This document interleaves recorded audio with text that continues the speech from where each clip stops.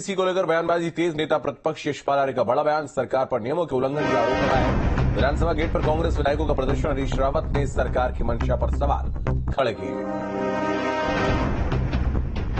तो देहरादून में यूसीसी को लेकर बयानबाजी तेज कर दी गई है। आपको बता दें, नेता प्रतिपक्ष यशपाल आर्य ने बड़ा हमला किया है।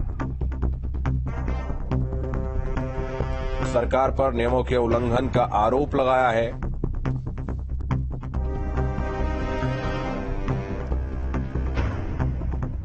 और हरीश रावत ने सरकार के मंशा पर भी सवाल खड़े किए हैं। तो आपको बता दें, यूसीसी को लेकर अब लगातार प्रतिक्रियाओं का दौर शुरू हो गया। देखिए, हमारा विरोध नहीं है। हम जो संवैधानिक व्यवस्था है, जो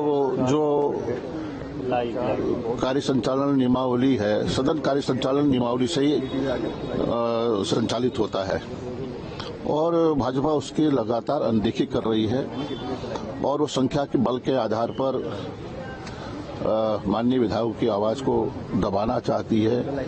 और ये हक है, अधिकार है माननीय विधायकों का कि वो सदन में अपनी बात को रख सकें। प्रश्नकाल में अपने, चाहे नियम 58 के अंतर्गत हो, चाहे काम रोको प्रस्ताव हो, चाहे अन्य नियमों के अंतर्गत, वो प्रदेश की आवाज को, प्रदेश के विभिन्न मुद्दों को, विधानसभा और अपने विधानसभा के मुद्दों को उठाने का उनको अधिकार है। लेकिन सरकार बचना चाहती है। राज्य सरकार और मुख्यमंत्री इसको पारित करवाने के लिए बहुत ही उत्सुक हैं और नियम, परंपराएं, संसदीय विधि विधान किसी का भी पालन नहीं किया जा रहा है, बल्कि कार्य मंत्रणा समिति से कांग्रेस के दोनों सदस्यों को त्यागपत्र देने के लिए बाध्य होना पड़ा है, क्योंकि आपने सत्र का एक्सटेंशन किया है।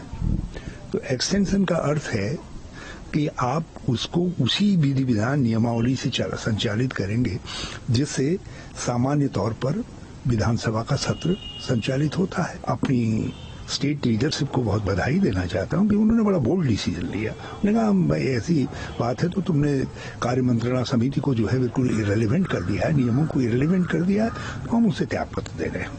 मेरी शिकायत, क्योंकि धामी जी की उत्सुकता समझ में आती है, क्योंकि उन्होंने बहुत चतुराई से अपना भाजपा के अंदर स्थान बनाने के लिए इस यूसीसी का उपयोग किया। यही कहना है कि उसमें सभी धर्म गुरुओं की सलाह होनी चाहिए थी, वो सरकार ने नहीं की और बहुत जल्दी में ये कानून लाना चाह रहे हैं। तो हमें सिर्फ, क्योंकि इतना हमारे पास ड्राफ्ट नहीं आया, तो हमें क्या मालूम कि उसमें क्या है। हम अपने सरकार से यही मांग करेंगे कि पहले हमें ड्राफ्ट दिया जाए और इसे हमें पढ़ने के लिए कुछ टाइम दिया जाए। इसलिए परामर्श समिति में ये अभी रखा जाए और जब सभी धर्म गुरुओं की, सभी पार्टियों की राय आ जाएगी, उसके बाद ये लागू किया जाए।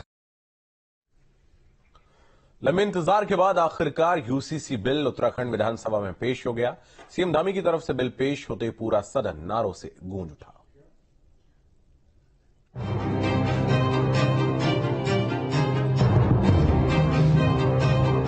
उत्तराखंड विधानसभा में सीएम धामी की तरफ से यूसीसी बिल पेश करते ही केवल प्रदेश ही नहीं बल्कि पूरे हिंदुस्तान में उनका नाम हमेशा के लिए दर्ज हो गया। दरअसल 27 राज्यों और 8 केंद्र शासित प्रदेशों की नजरें उत्तराखंड पर टिकी थी। यूसीसी बिल पेश होते ही आजादी के बाद उत्तराखंड देश का पहला राज्य बन गया। वहीं इससे पहले एक बार फिर उत्तराखंड सीएम पुष्कर सिंह धामी का अनोखा अंदाज देखने को मिला। सीएम धामी जब अपने सरकारी आवास से विधानसभा के लिए रवाना हुए तो घर से निकलते समय उनके हाथों में भारतीय संविधान की मूल प्रति थी। भारत के संविधान की किताब सीने से लगाए धामी विधानसभा भवन के लिए रवाना हुए। साथ ही जब गाड़ी से उतरे तो उनके हाथों में यूसीसी बिल की प्रति भी थी। इसी बीच सीएम धामी ने जैसे ही सदन में यूसीसी बिल पेश किया तो सत्ता पक्ष के विधायकों ने मेज थपथपाकर इसका स्वागत किया। पूरा सदन भारत माता की जय, वंदे मातरम और जय श्री राम के नारों से गूंज उठा। सदन में बीजेपी विधायकों का जोश देखते ही बन रहा था। संख्या 3 माननीय मुख्यमंत्री जी।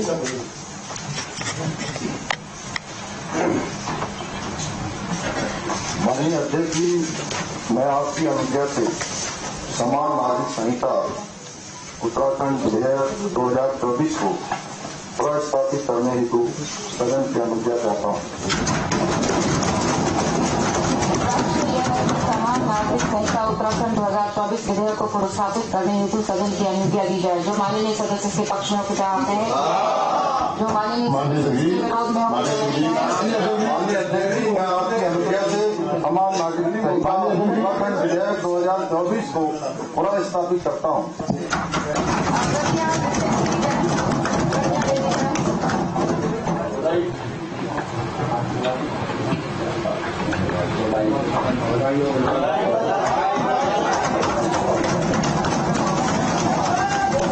दरअसल जनता से किए वादों को पूरा करते हुए धामी सरकार के दूसरे कार्यकाल की पहली कैबिनेट बैठक में सबसे पहले यूसीसी के प्रस्ताव पर मुहर लगी थी और इसके